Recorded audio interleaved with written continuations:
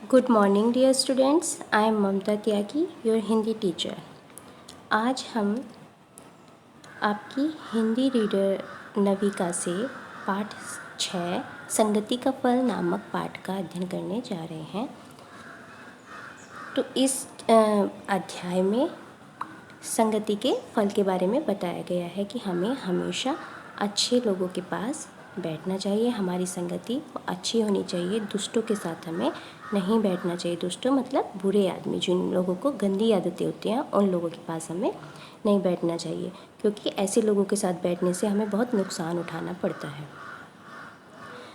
तो इस पाठ में आज हम इसी विषय में पढ़ेंगे। बहुत पुराने समय की बात है, किसी राज्य में एक राजा था। उसके मन में आया कि उसे पता लगाना चाहिए कि उसकी प्रजा किस हाल में रह रही है। इसलिए एक दिन उसने अपने धनुष बाण उठाए और किसी को कुछ बताए बिना चुपचाप अकेला महल से निकल गया। बहुत पुराने समय की बात है, बहुत पहले की बात है कि किसी राज्य में एक राजा रहता था। उसके मन में विचार आता है एक दिन, और सोचता है कि पता नहीं मेरी प्रजा किस हाल में रह रही होगी। तो अपनी प्रजा का हालचाल पूछने के लिए, उनका जो वो किस तरीके से रह रही है ये सब देखने के लिए वो महल से चुपचाप निकल जाता है बिना किसी को कुछ बताए। राजा वेश बदलकर पैदल ही चल पड़ा। जब चलते चलते वह थक गया तो बीच रास्ते में ही एक बड़े पेड़ के नीचे बैठ गया। उसने धनुष बाण बगल में रखे और चादर ओढ़कर जमीन पर लेट गया। राजा थका हुआ था, इसलिए थोड़ी ही देर में उसे नींद आ गई। राजा वेश बदलकर पैदल ही चल पड़ा, मतलब वो किसी सवारी से नहीं गया। हाथी, घोड़ा, पालकी वगैरह किसी भी चीज़ से वो नहीं जाता है, किसी भी वाहन से वो नहीं जाता है। वो वेश बदलता है, अपना रूप बदल देता है। रूप बदलकर तब चलता है, क्योंकि अगर वो राजा के रूप में जाता है, राजा के वेश में जाता है तो उसे कोई पहचान लेगा, इसीलिए वो अपना वेश बदल के जाता है। तो बीच रास्ते में एक पेड़ था, वो जब जा रहा था तो वहाँ पर एक पेड़ था। उस बड़े से पेड़ के नीचे वो बैठ गया। उसने अपने जो धनुष और बाण थे वो अपने बगल में रख लिए, अपने बराबर में रख लिए और चादर ओढ़कर ज़मीन पर धरती पर लेट गया। राजा थका हुआ था, इसलिए वो थोड़ी ही देर में उसको नींद आ गई और वो सो गया। उसी पेड़ की डाल पर एक कौवा बैठा था। उसने सोते हुए राजा के ऊपर बीट कर दी। पीठ से राजा की वह सुंदर चादर गंदी हो गई। राजा उस समय गहरी नींद में सोया हुआ था, इसलिए उसे पता ही न चला कि कोई ने उसकी चादर गंदी कर दी। अब उसी पेड़ की डाल पर, जिस पेड़ के नीचे राजा सोया हुआ था, वहाँ पर एक कौवा बैठा हुआ था। उस कौवे ने राजा के ऊपर बीट कर दी। तो राजा ने जो वो चादर ओढ़ रखी थी वो चादर पीठ से गंदी हो गई। राजा उस समय तो वो बहुत गहरी नींद में सोया हुआ था, इसलिए उसे पता नहीं चला कि कौवे ने उसकी चादर गंदी कर दी। कुछ समय बाद कौवा वहाँ से उड़कर कहीं और चला गया। थोड़ी देर बाद एक हंस उड़ता हुआ उधर आया। वह पेड़ की उसी डाल पर और उसी जगह बैठ गया जहाँ कुछ समय पहले कौवा बैठा हुआ था। तभी राजा की नींद खुल गई। राजा उठ बैठा। उठते ही उसकी नज़र अपनी चादर पर पड़ी जो बीट से गंदी हो गई थी। वह बहुत क्रोधी स्वभाव का था। उसने गर्दन उठाकर ऊपर देखा तो पेड़ पर एक हंस बैठा दिखाई दिया। उसने समझा कि इस हंस ने ही उसकी चादर गंदी कर दी है। कुछ समय बाद जब कौवा वहाँ से उड़कर कहीं और चला गया, दूसरे पेड़ पर चला गया, तब एक हंस उड़ता हुआ उधर आता है और उस पेड़ पर उसी जगह पर बैठ जाता है जहाँ पर वो कौवा बैठा हुआ था।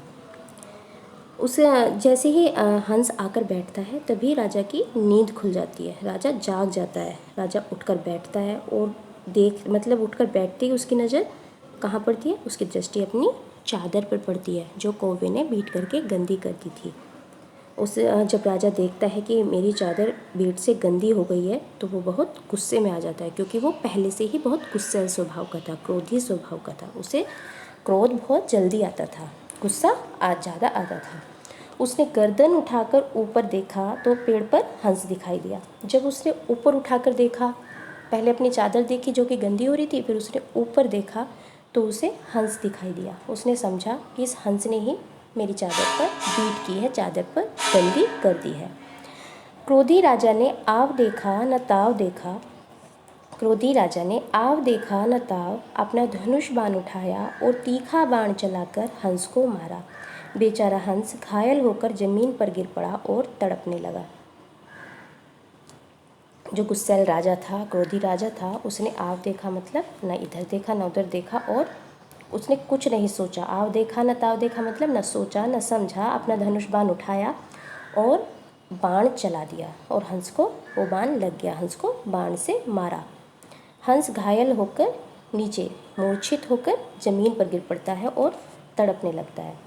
तड़पते हुए उसने राजा से कहा, हे राजा, मैंने ऐसा कौन सा अपराध किया कि तुमने मुझे अपने बाण का शिकार बनाया।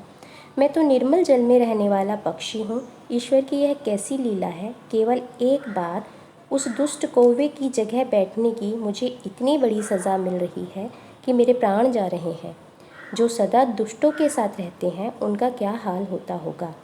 तड़पते हुए उसने राजा ने दर्द से तड़पते हुए जो हंस को बाण लगा था तो वो दर्द से तड़प रहा था, झटपटा रहा था। तो उसने राजा से कहा, हे राजा, मैंने ऐसा कौन सा अपराध कर दिया, ऐसी कौन सी गलती मैंने कर दी कि आपने मुझे अपने बाण का शिकार बनाया, कि आपने मुझे बाण से मारा।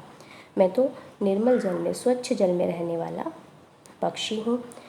और प्रभु की यह कैसी लीला है, प्रभु का यह कैसा कार्य है कि मैं एक बार दुष्ट कौवे की जगह पर बैठा और मुझे इतना बड़ा दंड मिल रहा है कि एक जगह कौवे की जगह पर बैठने की मुझे इतनी बड़ी सज़ा मिल रही है कि मैं अपने प्राण गंवाने जा रहा हूँ, मैं मरने जा रहा हूँ। जो सदा दुष्टों के साथ रहते, तो वो राजा से पूछता है कि जो हमेशा दुष्टों के साथ रहता है, मुझे तो एक बार उस कौवे की जगह बैठने का ही इतना बड़ा दंड मिला है, लेकिन जो हमेशा दुष्टों के साथ रहते हैं, बुरे लोगों के साथ रहते हैं, उनका क्या हाल होता होगा। हंस ने प्राण छोड़ने से पहले राजा से कहा, हे राजा, तुम दुष्टों की संगति कभी मत करना, क्योंकि उनकी संगति का फल ऐसा ही होता है। हंस ने प्राण छोड़ने से पहले मतलब मरने से पहले राजा से कहा कि हे राजा, तुम बुरे आदमियों की संगति, बुरे आदमियों का साथ कभी मत करना, कभी तुम दुष्ट लोगों के साथ मत रहना, क्योंकि उनकी संगति का फल ऐसा ही रहता है। उनके साथ का जो फल भुगतना पड़ता है वो ऐसा ही दर्दनाक या गलत होता है, हानि होती है हमें। राजा को अपने अपराध का बोध हो गया। अब वह बहुत पछता रहा था, लेकिन हंस को बचाने के लिए वह कुछ भी नहीं कर सकता था। उसने उसी समय दो प्रतिज्ञाएं की। पहली, वह कभी बिना सोचे समझे कोई कार्य नहीं करेगा। दूसरी, दुष्टों की संगति कभी नहीं करेगा। राजा को अपने गलती का बोध हो गया था, अपनी गलती का अंदाज़ा हो गया था, ज्ञान हो गया था, इसलिए वो बहुत पछता रहा था। और लेकिन हंस को बचाने के लिए वह कुछ नहीं कर सकता था, क्योंकि उसने उसको बाण मार दिया था और हंस मरने के लिए बिल्कुल झटपटा रहा था, मर गया था, वो घायल हो रहा था। तो उसने उसी समय जो दो प्रतिज्ञाएं करता है, वो प्रण लेता है कि वह कभी भी बिना सोचे समझे कोई कार्य नहीं करेगा और कभी भी बुरे लोगों की संगति नहीं करेगा, बुरे लोगों के साथ नहीं रहेगा। तो इस कहानी से हमें शिक्षा मिलती है कि जो कुसंगति होती है, बुरे लोगों का साथ होता है, वो बहुत गलत होता है, उससे हमें हानि होती है और हमें हमेशा दुष्टों से या बुरे लोगों से दूर रहना चाहिए।